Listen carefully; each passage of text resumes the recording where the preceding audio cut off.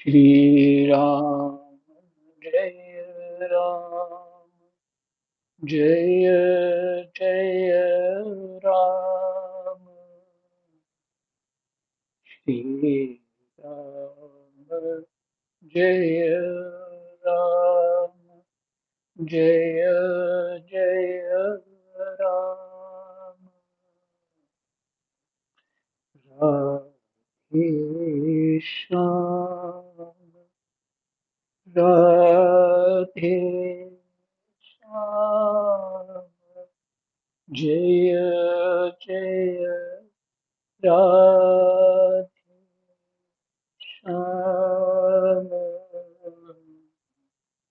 राधे श्याम।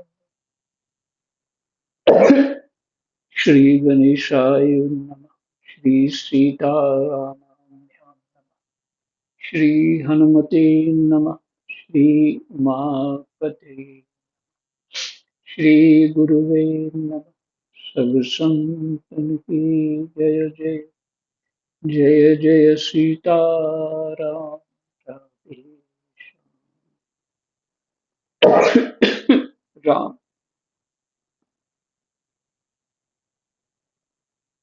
श्रीमद्भागवत महापुराण पंचम स्कंद 18वां अध्याय। आज का प्रसंग है भिन्न भिन्न वर्षों का वर्णन।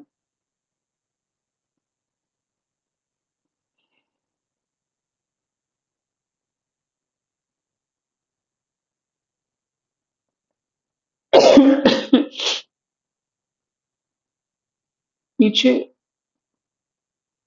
जो परीक्षित जी ने प्रश्न किया था उसी का उत्तर चल रहा है। यह हमें विस्तार से बताइए।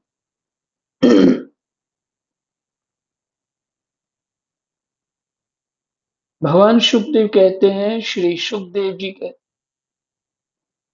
कहते हैं, राजन, भद्राश्व वर्ष में धर्मपुत्र भद्रश्रवा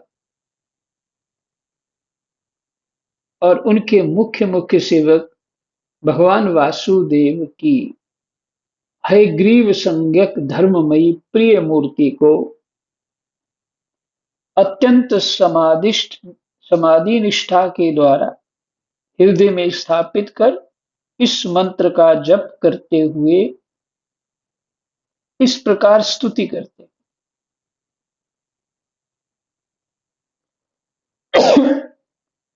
फिर से, राजन, भद्राश्व वर्ष में, एक तो हमारा भारतवर्ष और दूसरा है भद्राश्व वर्ष में, धर्मपुत्र भद्रश्रवा, धर्मपुत्र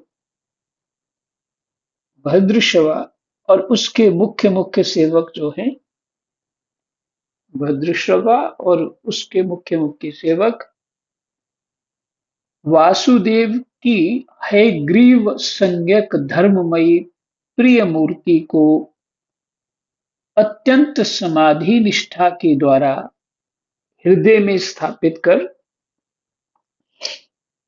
समाधि निष्ठा के द्वारा समाधिस्थ होकर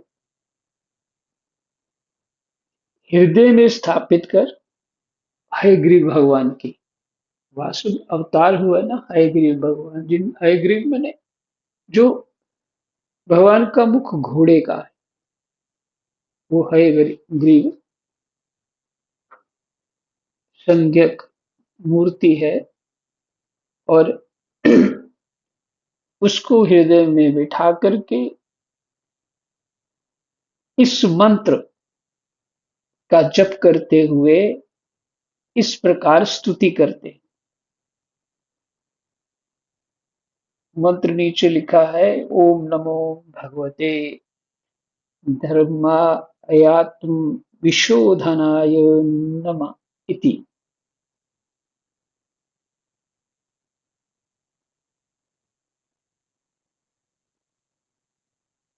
ये मंत्र है।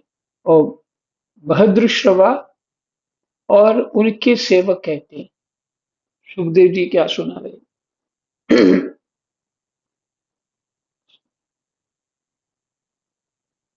चित्त को विशुद्ध करने वाले ओंकार स्वरूप भगवान धर्म को नमस्कार है। चित्त को विशुद्ध करने वाले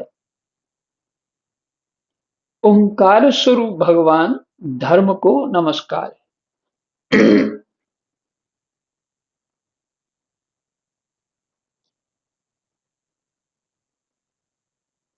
इसका चित्त को शुद्ध करना क्यों बोला?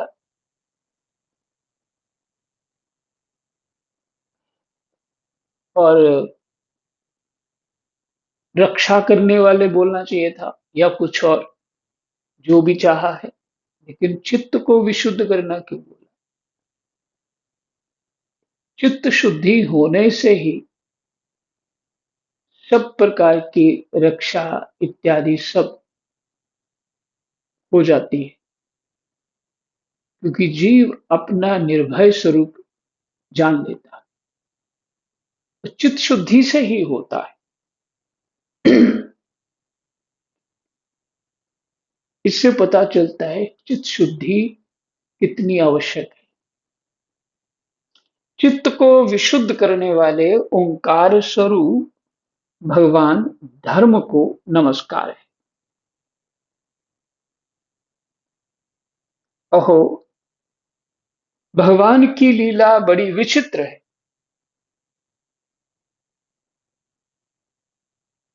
जिसके कारण यह जीव संपूर्ण लोकों का संहार करने वाले काल को देखकर भी नहीं देखता। आश्चर्य से कह रहे हैं, भगवान की लीला बड़ी विचित्र है। ये कौन कह रहे हैं? भद्रश्रवा उनके सेवक। ये उनकी चर्चा है, आपस की चर्चा कह लीजिए, या कहते हैं। भगवान की लीला बड़ी विचित्र है, जिसके कारण ये जीव संपूर्ण लोकों का संहार करने वाले काल को देखकर भी नहीं देखता। काल ने सब कुछ बदल देना, हमारा शरीर भी बदल देना, और बदल ही रहा है। नित्य प्रति देख रहे हैं, पहले बालक थे और अब वृद्ध हो गए हैं, तो काल तो दिख ही रहा। अर्थात ये बदलाव जो है यही काल।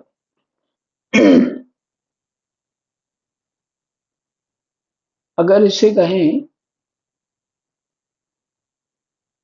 कबीरदास जी कहते हैं, सब एक दूसरे को पूछते हैं कैसे हो जी, यानी सब मंगल है, कुशल कुशल है।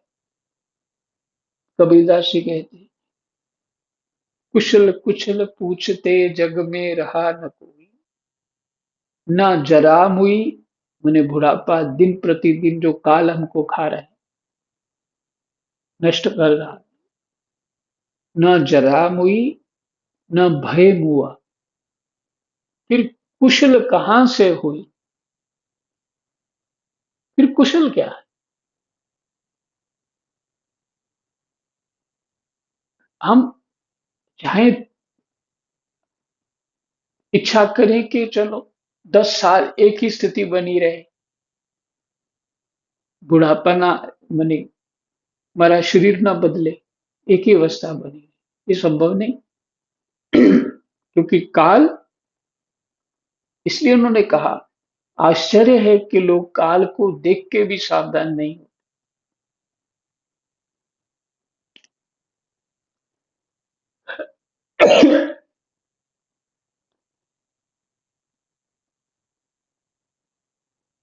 ये देखिए, संपूर्ण लोकों का संहार करने वाले काल को देखकर भी नहीं देखता है, और तुच्छ विषयों का सेवन करने के लिए पापमय विचारों की उधेड़ बुन में लगा हुआ, अपने ही हाथों अपने पुत्र और पिताजी की लाश को जलाकर भी स्वयं जीते रहने की इच्छा करता है।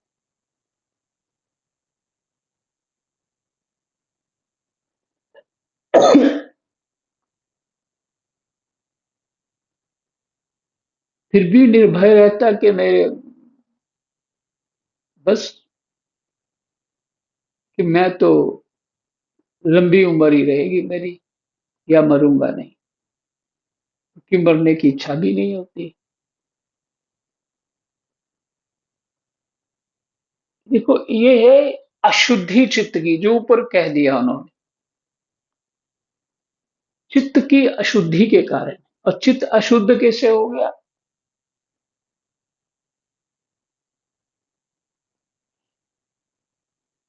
सुखदेव जी का प्रसंग याद करो, उन्होंने गर्भ से बाहर क्यों नहीं आए? कि मैं जैसे मेरा जन्म हुआ तो क्या होगा, मैं अपनी इंद्रियों में आ जाऊंगा। अब गर्भ में मुझे इंद्रियों का सहयोग नहीं लेना पड़ रहा, अपनी दिव्य स्थिति से मैं बड़े कष्ट में हूं, परंतु एक बात है कि मुझे सर्व ज्ञान है, इसलिए मैं यही ठीक हूँ। तो जैसे मैं जन्म लूंगा तो मुझे माया लग जाएगी, अर्थात वो शरीर, इंद्रियां, सुख दुख सभी कुछ चालू हो जाएगा, है ना? आध्यात्मिक कलेश, दैविक कलेश, और ये सब लगने लग हो जाएंगे मेरे। और जब ये इंद्रियों में मैं आ जाऊंगा तो जो इन इस इंद्रियों के द्वारा जो मुझे अच्छा लगेगा, बस उसी को मैं प्राप्त करने की इच्छा करूंगा, और जो इंद्रियों को अच्छा नहीं लगेगा उसको मैं त्याग करने की इच्छा करूंगा, और अपने शरीर की रक्षा करने में लग जाऊं। अब ये क्या हुआ, क्योंकि वहां ज्ञान है ही नहीं, इसलिए माया लग जाएगी। मैं जो अभी ज्ञान गर्भ में मुझे, वो मैं शरीर प्राप्त करते ही भूल जाऊंगा।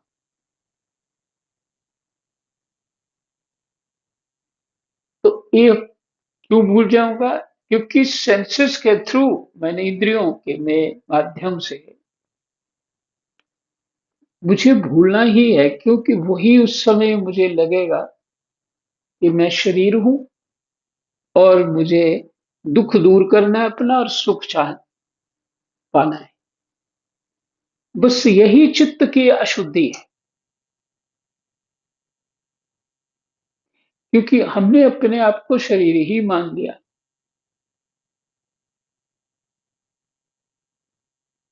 जन्म लेने से पहले तो शरीर थे ही नहीं, और मृत्यु हो जाएगी तो भी शरीर नहीं रहोगे, सूक्ष्म शरीर हो गए, और सूक्ष्म शरीर ही जन्म मरण का कारण होता है। और वो सूक्ष्म शरीर नष्ट होता है, चित्त शुद्धि के जो प्रसंग दिया, चित्त शुद्धि होगी तो भजन साधन करेगा, और वो सूक्ष्म शरीर परमात्मा का चिंतन करते करते करते करते परमात्मा रूप हो जाए। अब सूक्ष्म शरीर भी नष्ट हो गया, तो करना क्या है? इस स्थूल शरीर को नष्ट करना या उत्पन्न करने की कोई आवश्यकता नहीं है, उस तरफ ध्यान देने की जरूरत नहीं। अपने सूक्ष्म शरीर को अभ्यास देना है, मैंने अपने मन और बुद्धि को अभ्यास देना है परमात्मा का चिंतन कर, परमात्मा की कथा वार्ता सुनना, यह अभ्यास करना है। और फिर उस अभ्यास में हमारा मन इतना लग जाए, बुद्धि को आनंद होना लग जाए, क्योंकि अभ्यास होने से चित्त शुद्धि बढ़ती जाएगी, तो बुद्धि जो है ज्ञानमयी होती जाएगी।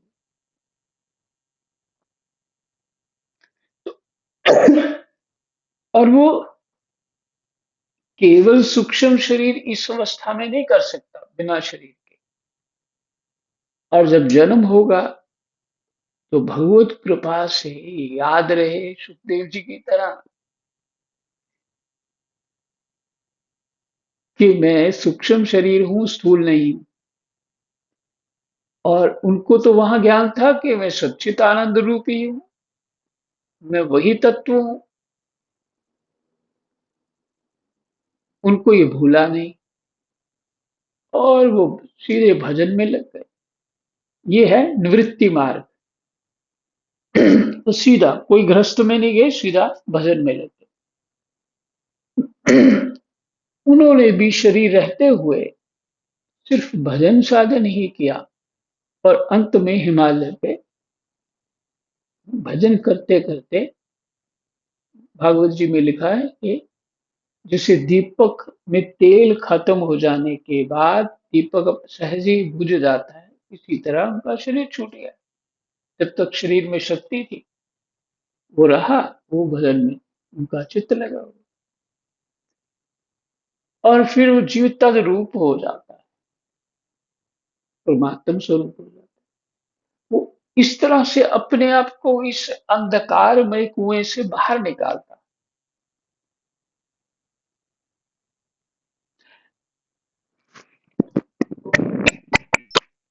एक सेकेंड।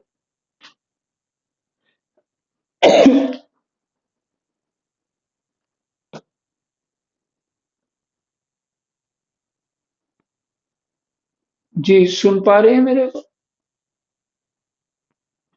जी महाराज जी जी। महाराज जी, सुन पा रहे हैं। अब अब ये क्या है कि हम बहुत से ना धर्म समझ लेते हैं, बड़े कामों को धर्म समझ लेते हैं। क्या खानदान बनाना है, ये करना है, वो करना है, सब बहुत सारे विचित्र काम। तो उन कामों में लग जाते हैं और फिर हम शरीर में ही अपनी स्थिति मानने लग जाते हैं। हमारा इस जीवन में एक ही कर्तव्य है, अपना कल्याण करना। रामायण की उत्तरकांड में है ये। जो मनुष्य जन्म लेके अपना कल्याण नहीं करता उसको आत्महत्या का पाप लगता है। वो आत्महत्या का पाप क्या है? फिर जन्म होगा।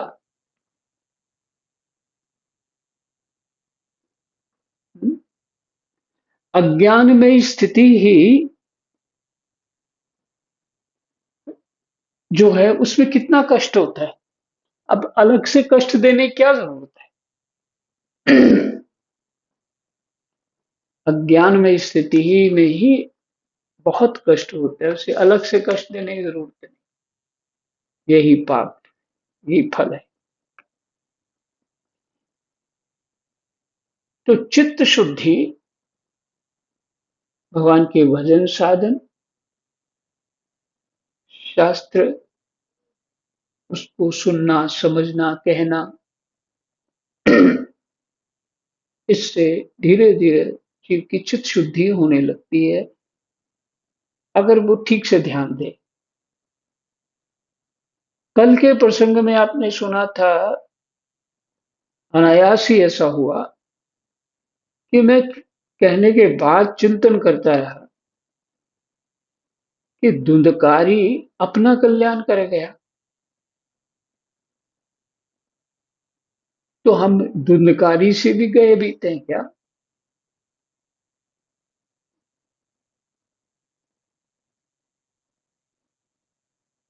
बात यह है कि पूरा धुंधकारी के पास कोई उपाय ही नहीं था। उसको पता था इसी से मेरा कल्याण होना है, और कोई उपाय नहीं है। तो अब समाधिस्थ होकर के सुन रहा था, इधर उधर उसका कहीं ध्यान नहीं जा रहा और हृदय में उतार रहा था। क्यों कल्याण हो गया? कि चित्त की अशुद्धि जो है वो दूर हो गई। क्यों कल्याण हो गया? हुँ? अपने स्वरूप को जान गया।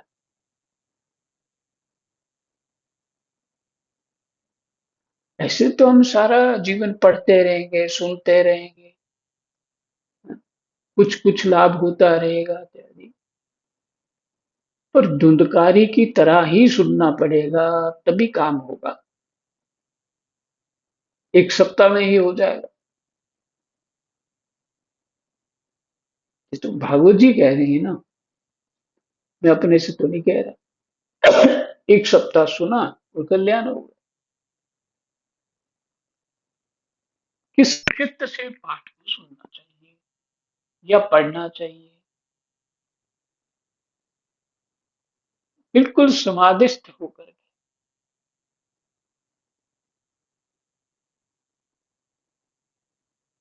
समस्या ये है कि हमने दिन चित्त में जो पीछे समय बीता भूतकाल, उसमें बहुत उछल कूद करी, पिछले जन्मों में भी करी। वो चित्त में संस्कार बैठे, इधर भजन करने लगते हैं तो पुराने संस्कार तुरंत बाहर आ जाते हैं।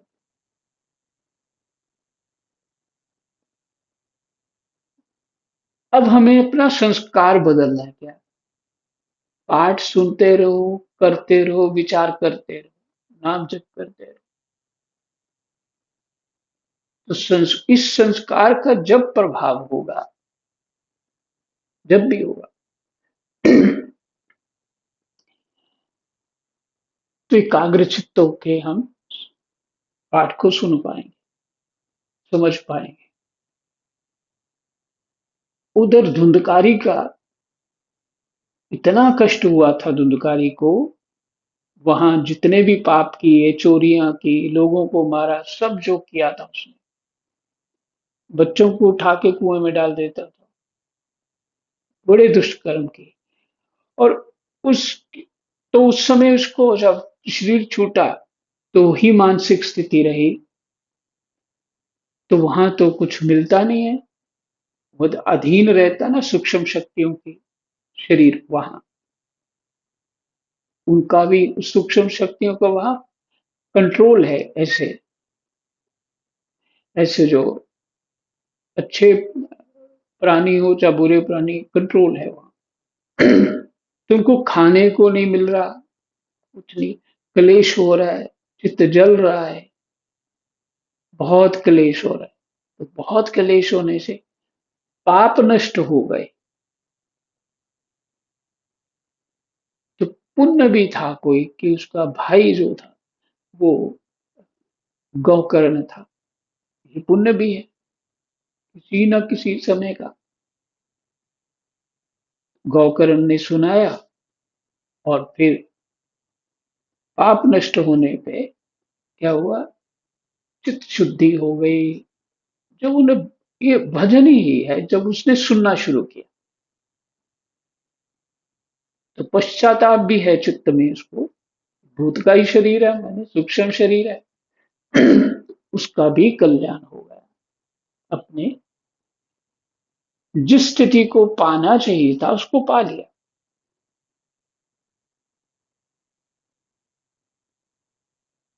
तो देखिए, अब कोई समय तो होना चाहिए कि हमें कोई थॉट ना आए।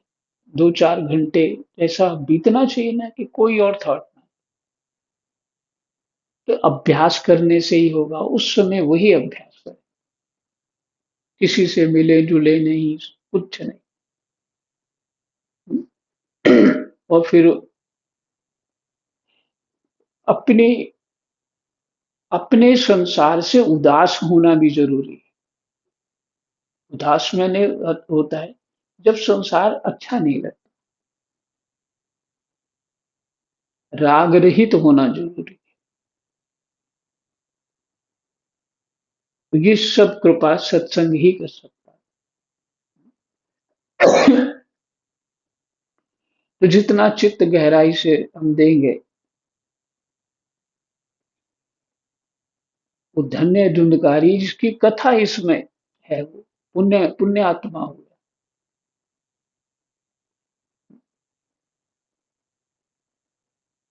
तो भगवान गीता में कहते हैं, कैसे भी कोई पापी हो जो सच्चे संकल्प से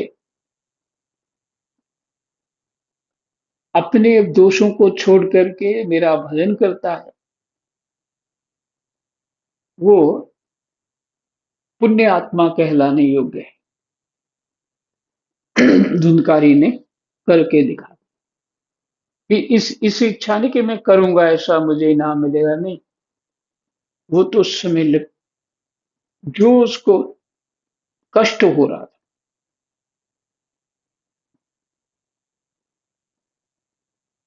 कष्ट हो रहा था वहां भूत बन के।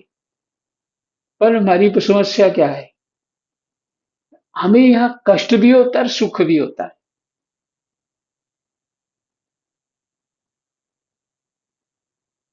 और सुख के समय में तो फिर स्थिति अलग हो जाती है। तो जिनको केवल कष्ट कष्ट होता है, कल्याण हो ही जाता है, क्योंकि ये सुना हुआ होगा तो कष्ट अच्छा लगेगा।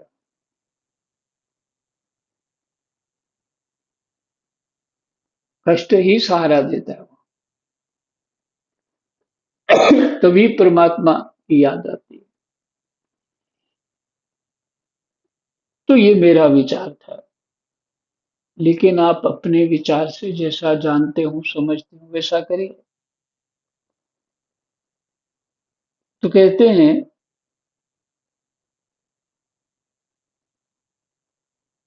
अपने ही हाथों अपने पुत्र और पिताजी की लाश को जलाकर भी स्वयं जीते रहने की इच्छा करता है। विद्वान लोग जगत को नश्वर बताते हैं और सूक्ष्मदर्शी आत्मज्ञानी ऐसा ही देखते भी हैं। बताना और उसको अनुभव करना, देखना। विद्वान लोग किसी बात को प्रकट कर सकते हैं ठीक ढंग से, और जो सूक्ष्मदर्शी है, आत्मज्ञानी है, वो ऐसा अनुभव भी करते हैं। इनमें दोनों में भेद है। अच्छा पढ़ा लिखा प्रोफेसर हो, खूब अच्छी तरह बता देगा, लेकिन जो बताया उसकी अनुभूति उसको है नहीं। तो एक दूसरे होते हैं जिसको अनुभूत ही अनुभूत होता है, या विद्वान होने के बाद अनुभूत हो जाता है, ये भी होता है। लेकिन जिसे कृपा से अनुभूत ही रहता है, मैंने उसको अनुभव रहता है, वो ऐसा दिखते भी हैं, प्रत्यक्ष कर लेते हैं। तो भी जन्म रहित प्रभु, आपकी माया से लोग मोहित हो जाते हैं।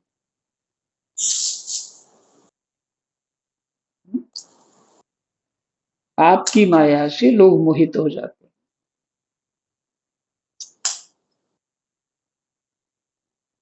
आप अनादि हैं तथा आपके कृत्य बड़े विस्मयजनक हैं।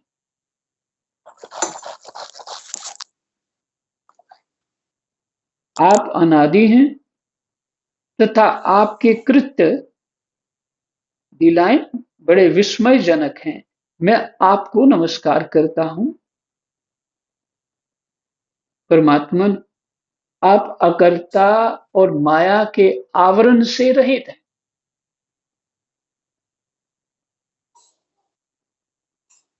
आप अकर्ता हैं और माया के आवरण से रहित हैं, अकर्ता हैं। कर्ता तो माया ही है। भगवान अकर्ता है। तो भी जगत की, तो भी, अब किसी का अनम्यूट हो गया है, जरा चेक करो।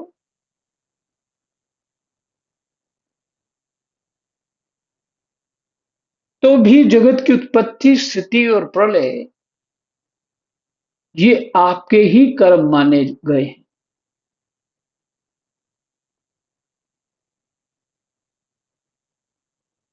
तो भी जगत की उत्पत्ति स्थिति और प्रलय आप अकर्ता हैं, आवरण रहित हैं। फिर भी है कि भगवान ये उत्पत्ति आप ही करते हैं ब्रह्मा होकर, स्थिति मैंने पालन करते हैं विष्णु होकर, आप ही करते हैं, और प्रलय शंकर होकर आप ही करते हैं। ये आपके ही कर्म माने गए हैं। सो ठीक ही है।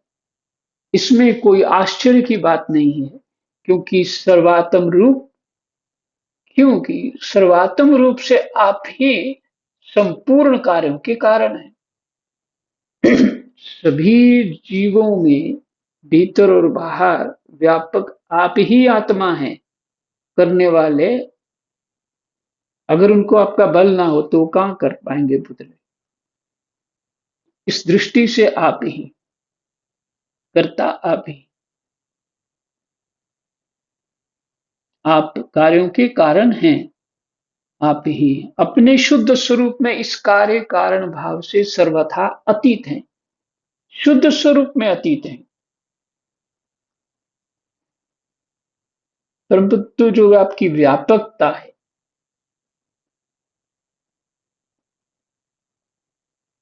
उसमें तो कारण आप ही माने जाएंगे। आपका विग्रह मनुष्य और घोड़े का संयुक्त रूप है। हयग्रीव, धड़ शरीर का गले से नीचे जो भाग है वो मनुष्य है और मुख घोड़े का।